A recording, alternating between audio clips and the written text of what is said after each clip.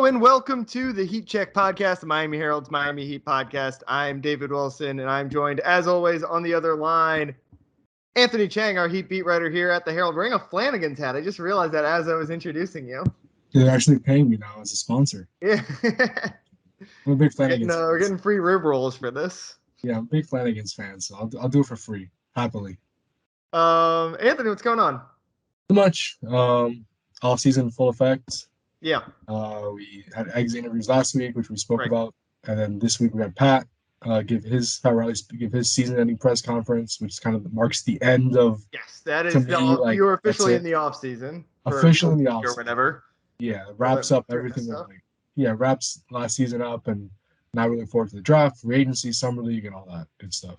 Yeah, the Pat stuff will be the focus of our conversation today. Maybe we'll get into a little bit of NBA Finals and some free agency preview chatter kind of stuff. But let's start with Pat. Like you said, that kind of marks the end of the season. It's always a big day in Heat world because Pat doesn't talk very often. And, I think he tends to be relatively candid in these end of season chats. After last year, he was obviously pretty open about wanting to upgrade a little bit. And they went out and got Kyle Lowry. I mean, obviously the signature Pat postseason press conference, probably 2014, right? When he kind of called out LeBron, basically. Yeah. I honestly, just kind of off topic, I've been thinking a lot about his quote from that press conference lately, that it's supposed to be hard kind of deal. Because I think that in a lot of ways kind of defines the current era of the NBA where, there's not these super teams necessarily like there were. And it's back to, teams got to kind of struggle and grind a little bit, and you take your losses and eventually you get over the hump. You're obviously seeing that with the Celtics right now. And I think it's definitely possible that we could see the Heat kind of follow that same philosophy this offseason. Although Pat also did say they would be proactive this offseason. I guess that's where we should start in trying to improve the team. What do you take that to mean? Yeah, I think that was maybe the most interesting quote.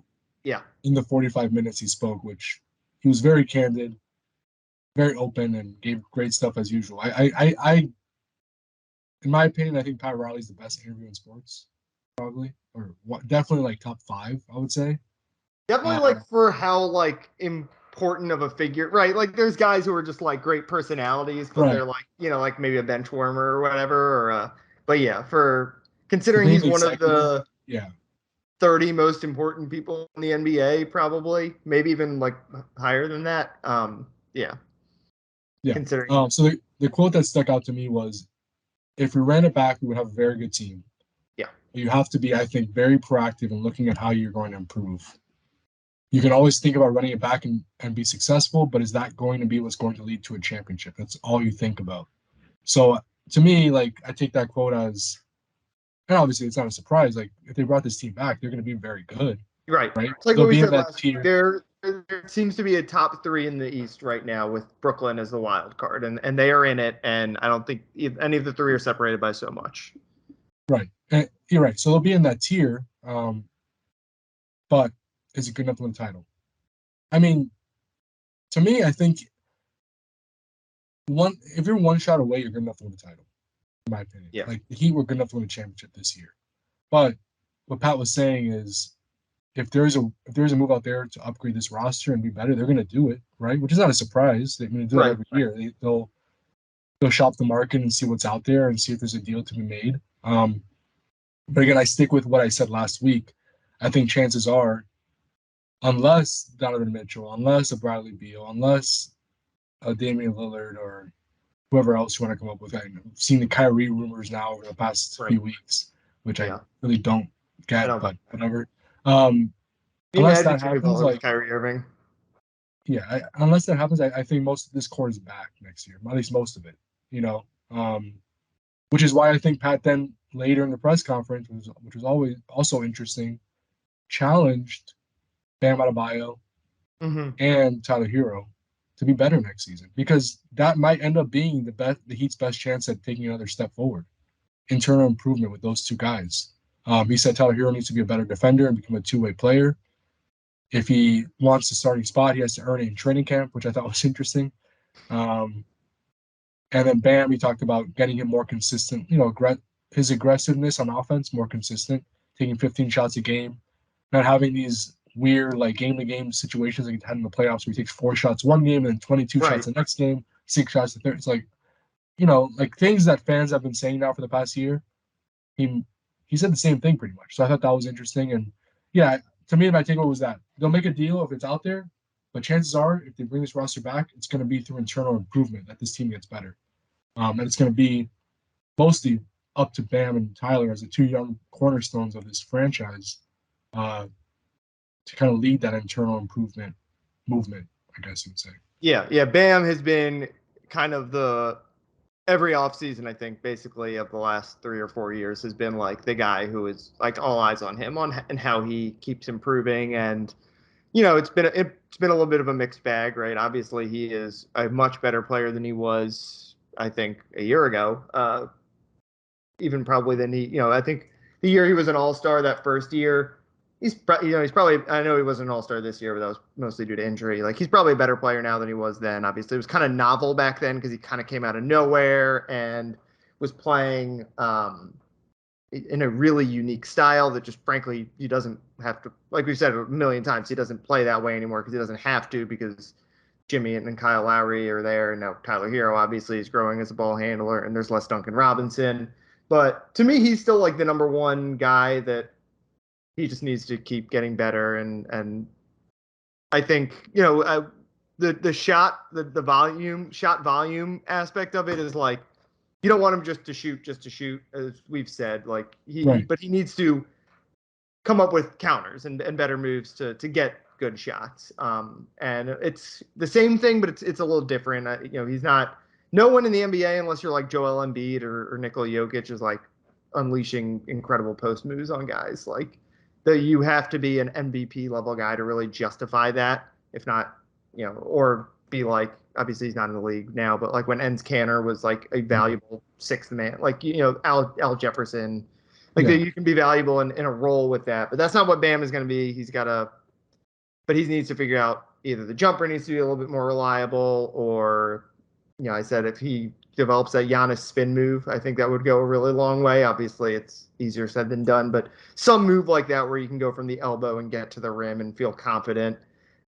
He's still number 1 on my list of like the guy who needs to take a leap forward. The Tyler Hero aspect of it is more interesting because, one, he can get better, obviously defensively. That would go a long way to the Heat having confidence in him in the postseason. Even when, the shot's not going like it was throughout a lot of the playoffs. But he also is, if there is a move that they make, like you said, a Donovan Mitchell, Bradley Beal, Kyrie, whoever it is, Tyler is going to have to be in that trade. So, we know Bam is going to be on this team no matter what next year. We know Tyler's probably going to be on this team next year, but there still is, if they're going to be proactive about trying to upgrade the roster and one of those guys comes available, then all of a sudden Tyler Hero might not be on this roster anymore.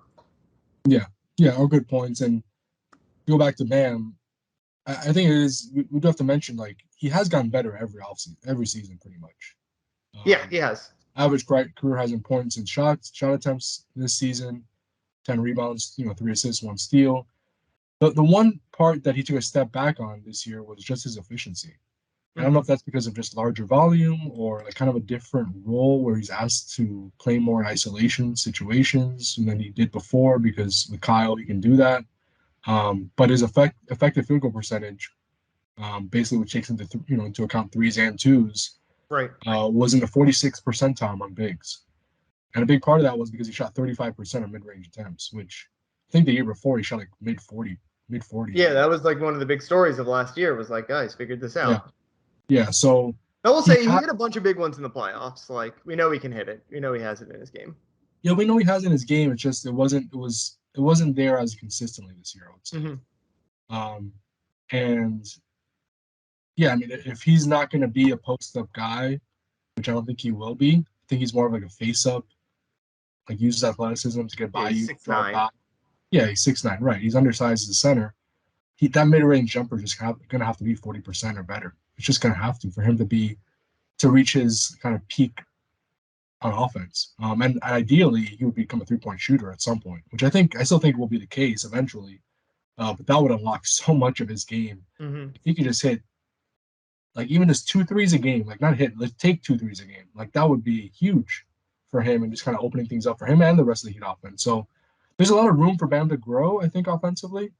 But you're right. Yeah, it'd be good for him to take 15 shots a game and be more consistent in that department. But you also don't want him taking, like, you don't want your offense built around Bam ISOs. That's just not what you want. Yeah. So you kind of have to be smart about it. It has to be in the flow of the offense. And with Tyler, I thought he did, like, eye test wise, I thought he was better defensively this year. Yeah, he's improved certainly. I mean, he was like a sieve there 2 years ago. Yeah, but the numbers not great. Yeah. About 1.12 points per possession in isolations, 17th percentile in the NBA, which is not good, obviously. And he defended a lot of isolations because teams hunted him a lot. So there's a lot of room for him to grow there too. I mean, he's never going to be an elite defender, obviously. But if he can just be a little bit better, kind of like a Strus, I would say. Well, the guy I kind of feel like he should be like watching and imitating a little bit on defense is Steph Curry, because they're both good rebounders for their size, right? That has always kind of been one of Tyler's strengths on that end of the floor. And, both like the short arms, like thinner builds, like you're just not going to hold up like in isolation situations, but you make up for it by getting your deflecting passes and getting your hand. Like, I like to see him just be a little bit more active, I think, on defense, right? He's always, I mean, and part of that is because teams are always trying to get him as the primary defender, so he doesn't get to like roam around a little bit and like try to jump passing lanes and make up for some of his defensive deficiencies by creating turnovers or screwing up possessions by just getting teams taking a couple seconds off the shot clock. But I think if he just could, you got to find those little tricks, right? Ways to make up for it. And I think Steph is the guy who, obviously, at one point in his career, and again, we're comparing him to, like, comparing Bam to Giannis is like not fair. Comparing Hero to Steph is not fair. But he is a guy who went from being one of the worst defensive players in the league to now being like kind of a league average defender. And it's not like he is, he's obviously gotten stronger and all that as his career has gone on, but he does not look like Max Strus or whatever. There are ways. He still looks kind of like Tyler Hero, and there are ways that I think you can be a useful defender with IQ and activity that I think he can get to. Yeah, that's a good comparison. What I'm just curious, because I've been thinking about this over the past few days. Assuming Tyler does step into the starting lineup, do you think it's just as simple as him sliding in for Max Strus, or do you think there could be kind of another move there where maybe he replaces PJ, and now you have a lineup of You have a lot of shooting.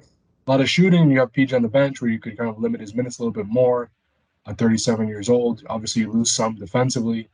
Offensively, you think you'd be better. Like, what?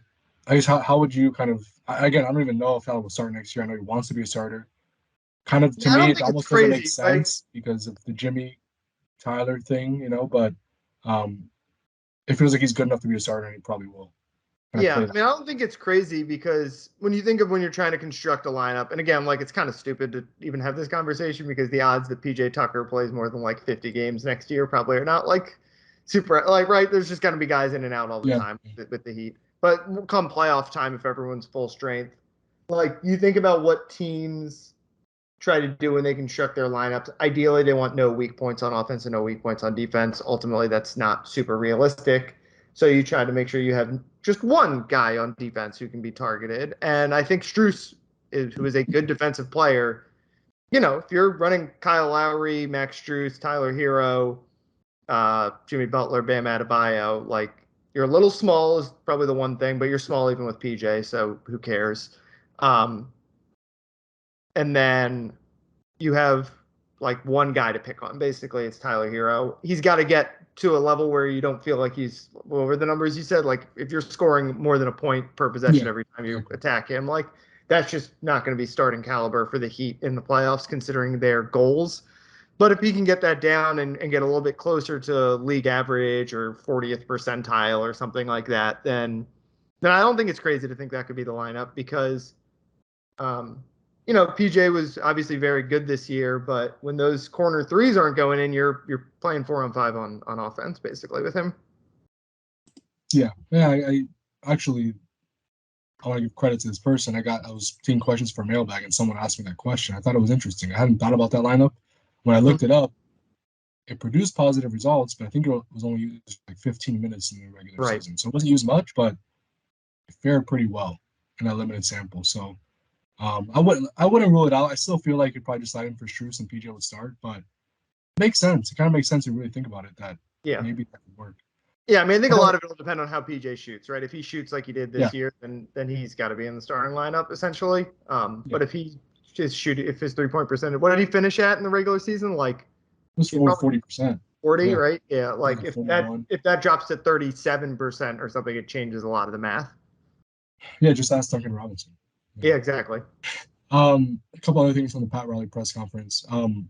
Kyle Lowry, kind of, not subtly, I would say, it was pretty direct, but saying he's been in better shape. He kind of explained it as it was a challenging year for Kyle.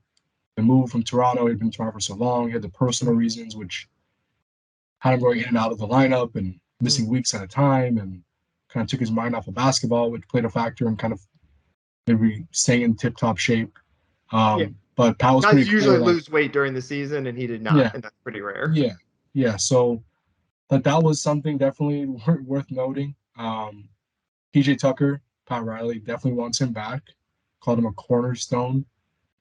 Feels like he's definitely going to be back, right? I would think, I would expect PJ to opt out, honestly, and become a free agent, because he probably wants some more money and maybe another year or so on a contract at 37 years old. But I think he will give it to him. It might end up being like a 2-year, $18 million deal where they give him that $1 million raise next season, and he gets the extra year. Victor Oladipo, Caleb Martin, obviously interest there, but Riley was less committal with them. Duncan Robinson called him a 3-point specialist, which that's what Duncan Robinson is, but said that that Duncan needs to improve as a defender, and he needs to be better at getting downhill. And that the message has been relayed to him many times. I think were Pat Riley's exact words. And Pat also challenged Ira Winderman from the Sun Sentinel to a push-up competition. So there was that. How did that come up? Ira Winderman asked the annual question to Pat of, have you thought about retiring? Yeah. And Pat answered it, by saying that he still has that fire in him. He called it, he still has the dragon hasn't left his body from the Game 7 loss, which he wasn't happy with that loss. And then he challenged Ira to a push-up competition. You think Pat can still bang him out? I don't know. I see Ira a lot in those hotel gyms on the road. Ira's always in there, so I think I got Ira in this one. Oh, wow! I've seen it firsthand, like him. Exactly. Yeah, we're basing Pat on like 40-year-old film at this point. Yeah. Slash videos of him dancing at Halloween parties. Yeah, I'm not saying that Pat could win the competition, but if I had to pick, just because I've seen it with my own eyes, I've seen Ira on the elliptical, I'm going with Ira. Before we pivot over to maybe some like deeper off-season preview and finals stuff, you mentioned Duncan Robinson there, and you wrote up this morning. We're recording this on Wednesday, right? Wednesday afternoon. About Duncan's latest podcast and kind of how candid he was about this season, which obviously was a major regression for him.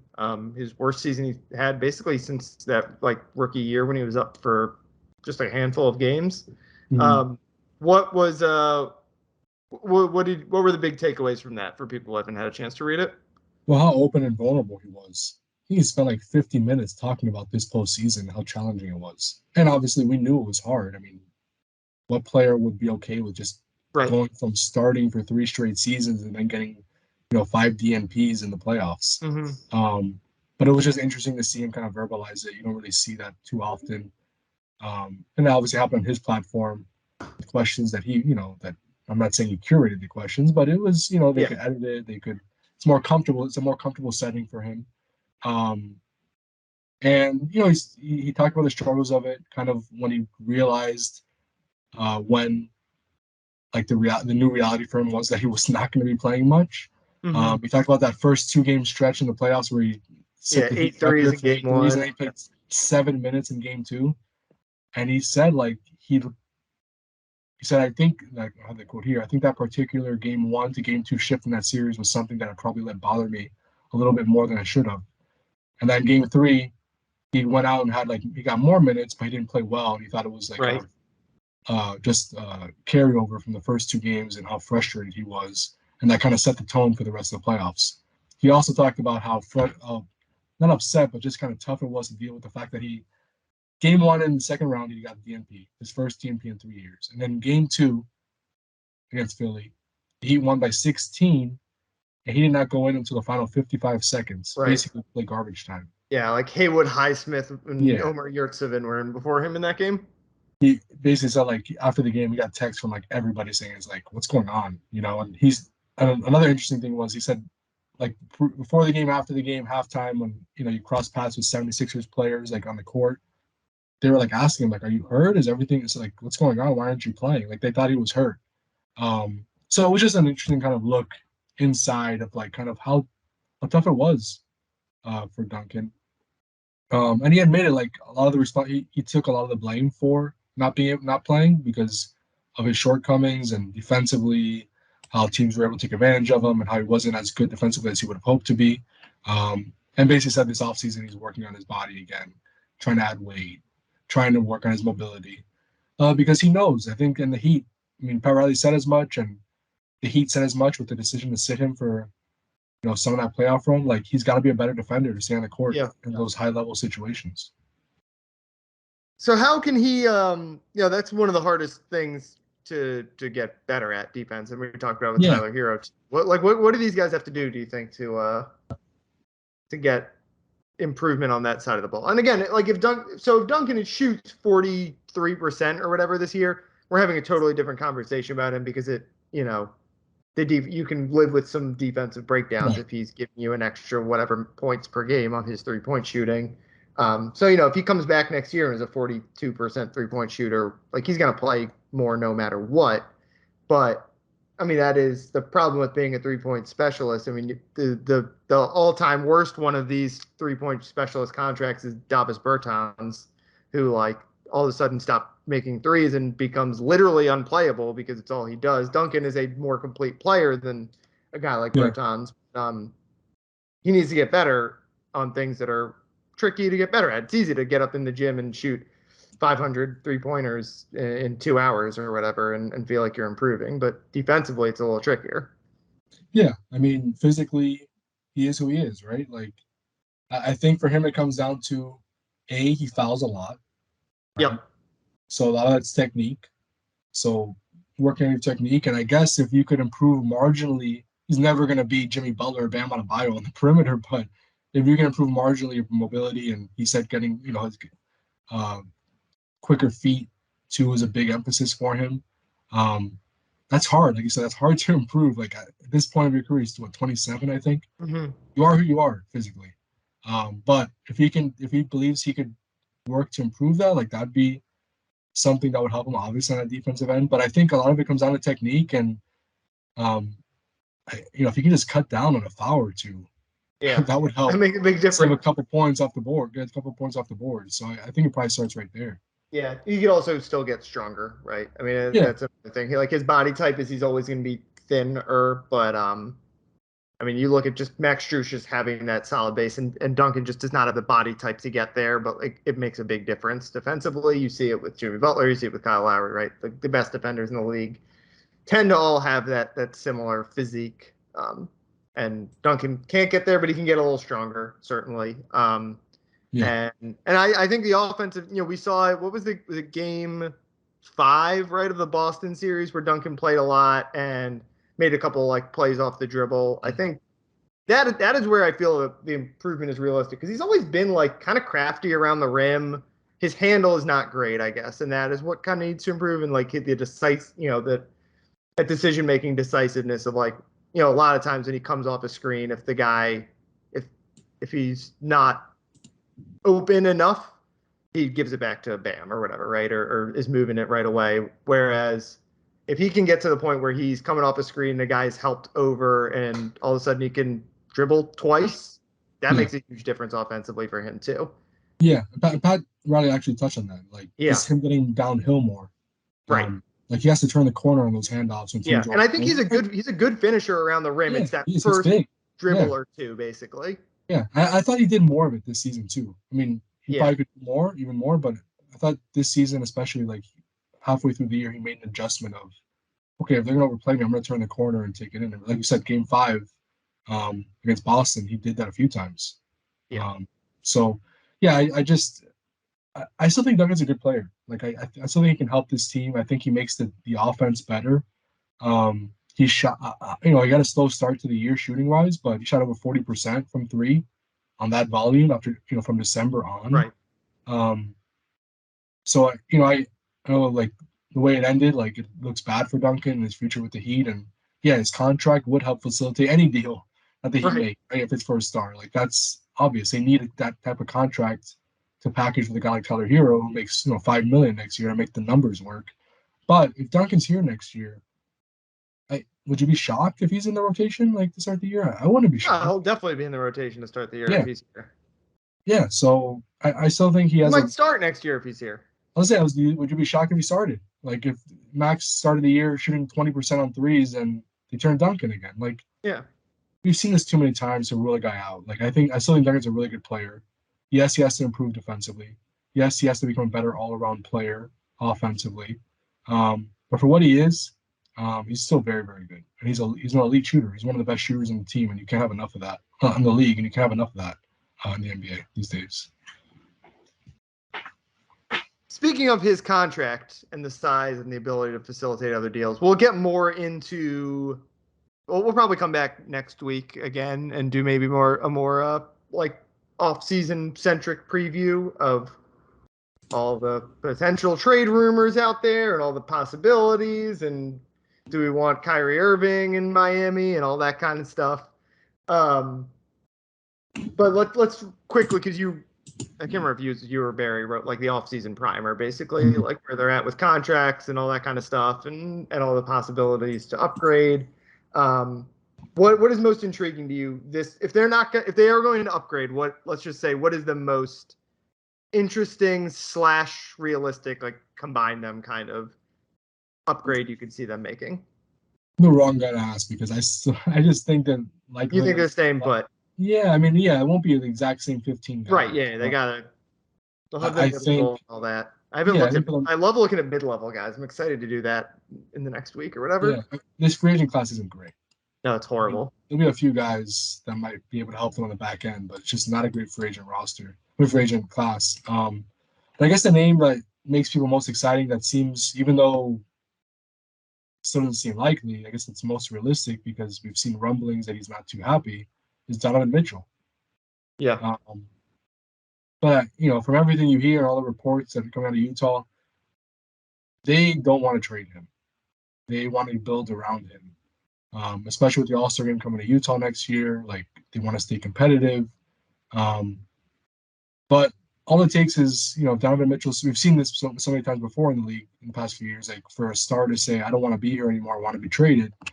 And then everything changes and the Utah's going to have to consider it. So I guess that's the most intriguing one. When you think about the best offer that he could put together for a guy like Donovan Mitchell, I mean, we've said it. It's Tyler Hero, your best young asset. Well, the best young asset you're willing to trade, I would say, I guess. Mm-hmm.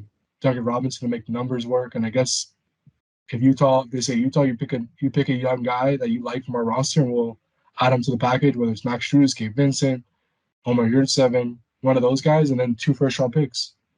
They can trade 2022 and 2023. I know NBA rules say you can't trade consecutive picks, but if the Heat pick for Utah this year and then trade that player after and then include the 2023 pick, they can get that done. So that's the best possible package they can put together. Again, I don't think it's going to happen. I don't think it's likely. But if you want me to rile up the audience, I guess that's the most intriguing thing to keep an eye on. Well, Anthony, we're about to get really dry on stuff to talk about, so we need to rile up the audience in some way. Yeah, I get that. It's the offseason too, so it's time for that type of talk. So well, and they're talking about it, right? yeah, That's the other thing is Pat Riley is eating a bunch of Donovan Mitchell tape and Bradley Beal tape and James Harden tape and Kyrie Irving tape and calling a bunch of people to ask if Kyrie is worth the trouble or James Harden is worth the trouble, right? Like there's all these, like we said, it's a bad free agent class, but James Harden is a player option. It'll be interesting to see whether he opts. It's a lot of money, but obviously guys tend to opt out of those when they're that level of guy. Kyrie, another one, obviously on that player option, and then between those two and Beal and Mitchell, will have to be trade guys. Well, Beal is also an option, but I think the expectation is he'll pick that up, right? Their Wizards will try to extend him one or the other. Like there's more, there are names and there are always names that come up. So and somebody always shakes free. I feel like there's always a one guy for the season. One of those four, maybe out of those four, how many do you think are on a different team? Let's say by Christmas. 0. You say none of Harden, Beal, Irving, Mitchell are on a different team by Christmas. I think two. I kind of think two. Who? I think Kyrie kind of feels definite to me at this point. I guess he'd be the one, right? And then I think between Harden, Beal and Donovan. Harden, I'll take my odds with one of the three. I mean, I have no idea what's going to happen with Harden and Philly at this point either, right? He and Kyrie are like the ultimate wild cards in the entire NBA right now. It'd be crazy. Philly gave up so much. I know. For James Harden to give up on him after. Well, I do wonder if that could be a James Harden for Bradley Beal trade or something, or could two of those guys get flipped for each other, right? Somewhere. I mean, again, all that he can do is put themselves in position to be in the game for that type of guy, and they will be. They have a good enough package they can put together. We just, what is it the best one out there? I don't know. I mean, you could argue the Knicks could put something together better, or other teams could put together a better trade package. But the Heat's up there. It's a pretty good one. And if a star says, I want to go to the Heat, like specifically, and uses his leverage to get to Miami, like now that he had the draft picks to get a deal done, you have the young asset to get a deal done, you have the contract and Duncan Robinson to facilitate that type of deal. Yeah. They can throw in another young player, to make the offer even better. Like they have the assets to get that type of trade done. Where 2 or 3 years ago we were asking, even if they wanted to get a guy like Bradley Beal, like they don't have enough. That's not the case anymore. Yeah, they have as good cat. I mean, obviously, like Boston just has so many good players. They could make one of an upgrade happen. But out of the contenders, I think the Heat have, because Hero is pretty much as good a young asset as any of these contenders have, other than maybe the Warriors combination of Moody and Kuminga and Wiseman. Yeah. They've got a lot of just numbers there. How much is the mid-level this year? Do we know? Yeah, I have it here. It's 10 point something. That's pretty big. Yeah. I'm looking at the list of free agents. Yeah, it's 10.3 million. The full mid level is 10.3 million. And then the 4.1 to 6.4. 4.1 biannual and the 6.4 taxpayer mid level exception. How about the Heat go sign Marvin Bagley? For a redemption project there. Yeah, I mean, it's going to be guys like that. Derek Jones Jr. He's a free agent this summer. It'll be guys like that. I think that's what I envision. That's most likely. Joe Ingles on the mid level. Joe Ingles is interesting because they could use that. Would be perfect. Is he going to make more than he made $13 million last year? I wonder how much. I wonder if he could get more than a mid level. He's 34. He's older. Is he going to want a 3-year, the last 3-year deal from someone? But again, a lot of the contenders just don't have cap space in the NBA. Yeah, there isn't much cap space. Gary Payton Jr., that feels like a Heat guy to me. Yeah, but they need offense. They really I know. That's why Ingles is perfect. I mean, Otto Porter. I thought it was interesting too, during Pat's press conference, repeatedly he kept saying, just emphasize Hassan. Then he kept I emphasizing love him in Miami. He didn't know. He saw his tweet yesterday, Yeah. where he says they still has a lot of love in Miami, which doesn't surprise me. He's a lovable guy. Like he's Yeah. just a I'm character. sure a lot of people yell, Yeah, Hassan! for sure. For sure. They want selfies and yeah. Pat Riley really emphasized the need for two-way guys. There's guys who, Yeah. and that's obviously the goal for every team, but you can kind of tell that's the direction Heat are moving in. And the way they played in the postseason, they played their two-way players, like Victor So Oladipo. no Carmelo Anthony, you don't think? Nah, I don't see it. Ingles is really interesting. He's the name Yeah, I mean Ingles to me, like assuming all these guys have player options, let's just say they all opt in. Levine is obviously the prize of this summer, but to me, Ingles is kind of number 2. Yeah. And the Heat don't have the cap space, but I guess Ayton. I forgot about Ayton. Is like technically is a free agent, which is weird, but they can offer him that full mid level. right. The only problem is you wouldn't have that mid level now for Caleb to keep him, or even I guess Victor have his bird rights. So you don't have to Victor, you have bird rights on, so you Caleb probably would have to. You're just starting to spend a lot of money if you're spending the full mid level on a guy, and then Victor's gonna want to get paid after playing on the minimum. I think Victor's gonna get around the same amount, like around mid level money, like 9-10 million. And he's gonna get multiple year offers from other from other teams, I think. So he's gonna be one of the most interesting. I'm just gonna be really interested to see because I could see him coming back to the Heat on a 1-year deal or whatever, but I could also see someone giving him like a 4-year deal with like real money and being like a mediocre to bad team that's either trying to get over the hump, thinks he can be like their 4th best player or 3rd best player or something, or just someone who's like, let's bring him in, let him run the show for a year or 2, and then maybe flip him near the end of that contract. Like I think he's a guy I could see getting any different range of money, basically. Yeah, he'll be interesting. The Heat will obviously have interest, but it'll depend on the market for him if they bring him back. They have his bird rights, like we said, but there's going to be a line, right? They're already close to the tax as is. So can you see them going into the tax? I could, because they only go into the tax, as they say, for title contending teams. Right, exactly. And this is a title contending team. This is a title contending team. So I don't think they'll want to go too deep into the tax, right? But if it's a couple $1 million or $3 million, I don't think they would. I don't think they would hesitate at that, especially since the repeater tax isn't a concern right now after they avoided the tax the last 2 years. Yeah. Yeah, I mean, that's when they're avoiding it the last couple of years. Like you said, they're doing it for a year like this. For this. So you can go into it. Yeah. So and then next year when Tyler Hero's extension kicks in, if Hero's still here, they're gonna be in the tax for a few years. The way so that's true. Actually, maybe they do try to avoid it this year. But again, like Jimmy's getting older, Kyle's getting older. Like you got to win eventually. Win now. Yeah. That's the challenge for this team, right? Because the window is now for Jimmy, Kyle, for PJ. But you're trying to thread that needle with the young guys on this team. Like, how long can you wait for Tyler Hero? Because Tyler and Bam, whenever those guys are gone, if those guys are still here and continue progressing in this linear-ish sort of fashion, all of a sudden you're still an attractive destination for the next, for Zion Williamson or whatever. Like, and you don't want to mortgage that possibility for this group. For a short-sighted move, yeah. But again, when you're trying to win a title, it's like the Lakers thing, right? Like, did they overpay for Anthony Davis? Who cares? They won a championship. Right. Or when the Heat, when they got Shaq and they traded all the young, Brock Butler away, and 2 years later they win like 10 games, right? Right. So you won a title, so it worked out.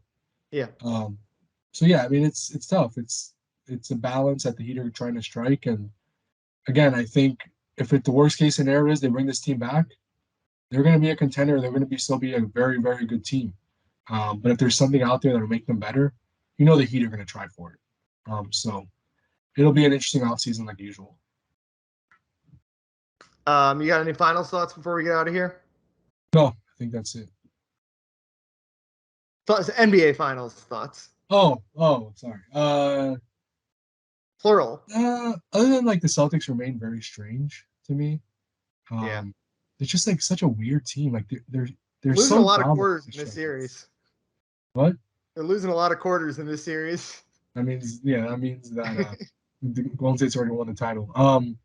Yeah, like they're so dominant in stretches, and then other stretches, it's like, what are you doing? You know, and it almost always comes down to like the turnovers for them. Like when they don't turn the ball over, it seems pretty simplistic, but like when they don't turn the ball over, and it was like this against the Heat too. I'm tired of this narrative, by the way. This But it like, just they could is. only stop turning the ball over. That's who they are. They like have one of the most turnover prone teams in the league. Like, But then there's games that take care of the ball and they're like incredible. yeah, Then there's there's other games games when they bad commit 3-point 22 shooting turnovers. teams shoot 42% from three. Like, it's part of who they are. Like, they're outliers when they don't turn it over. Those are the outlier games for them. I need people to stop making this excuse that if they just stop shooting themselves in the foot, that's what happens when your second best player can't dribble. Can't And do it's it. a shooting guard. I mean, their offense is obviously they're very similar to the Heat in that way, where like their defense is always going to be Yeah. very, very good, and their offense just hit like some games it's going to look good when they're hitting shots, and other games it's going to look awful. To me, and I've said this in the beginning, I think Boston's the better team than Golden State. I just do. I think they're deeper. I think they have more quality players. I don't think Steph is as good as he was 3 years ago. I don't think Clay is anywhere close to where he was a few years ago. And then obviously you don't have Kevin Durant. And just the depth on that roster just isn't that impressive to me, especially with Wiseman out.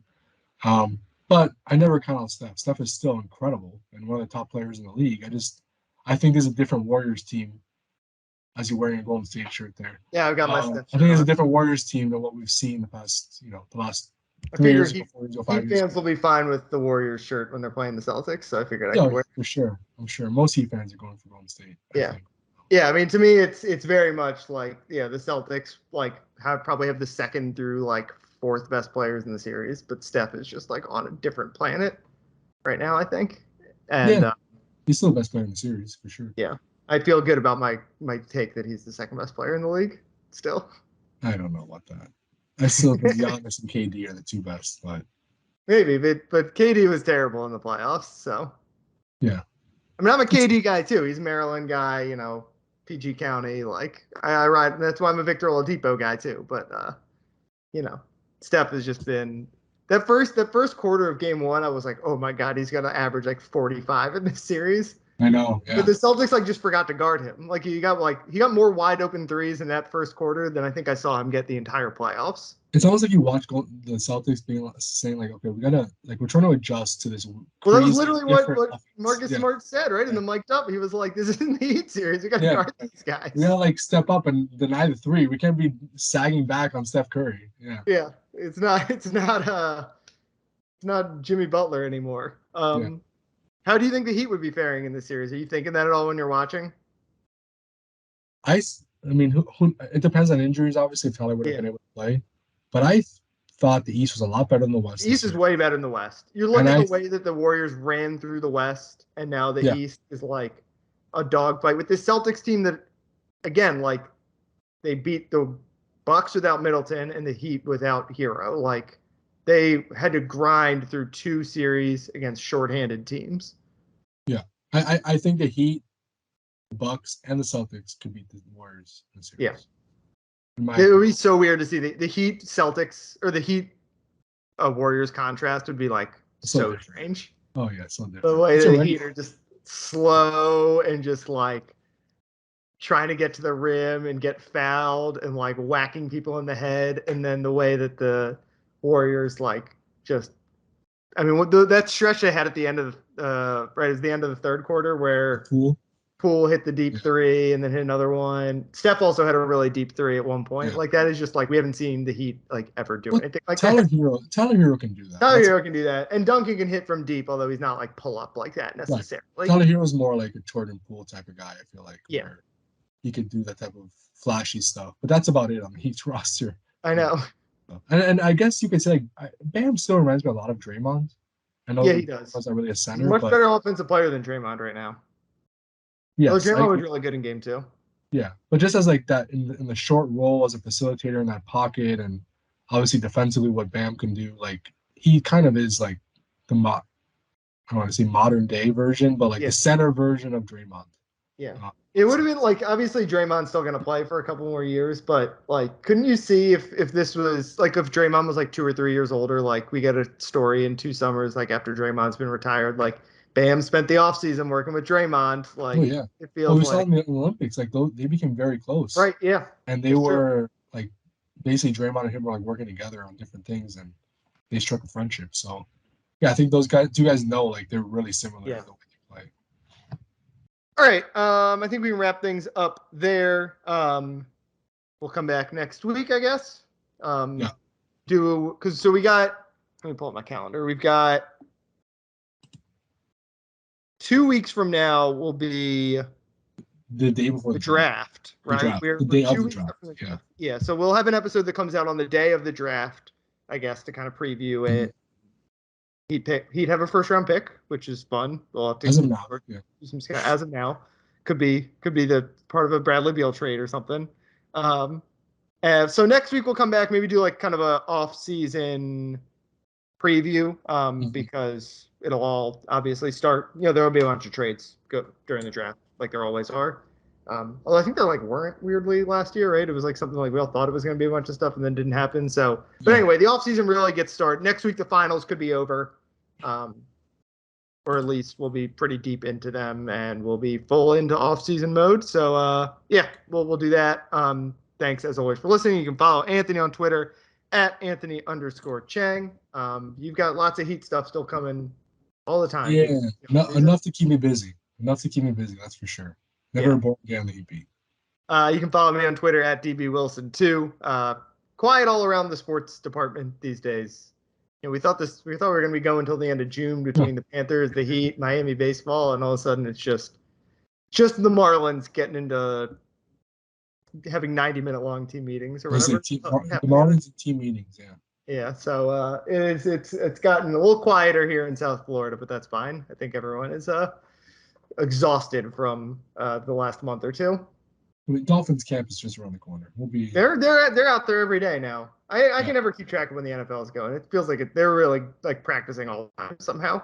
Yeah. We'll enjoy these next 2 months before everything picks up again. So exactly. And the NBA free agency, like you said, in the draft and everything that happens. Yeah, once we get to draft week, we're busy for another couple, and then you go to Vegas for summer league. Yeah. So Once the draft hits, like those next 3 weeks are busy between the draft, free agency, and then summer league. Yeah. So we'll be coming back a lot for the next, I don't know, probably the next 3-4 next month or so. Yeah, exactly. So no shortage of content here on the Heat Check podcast. Thanks as always for listening, and we will talk to you guys next week.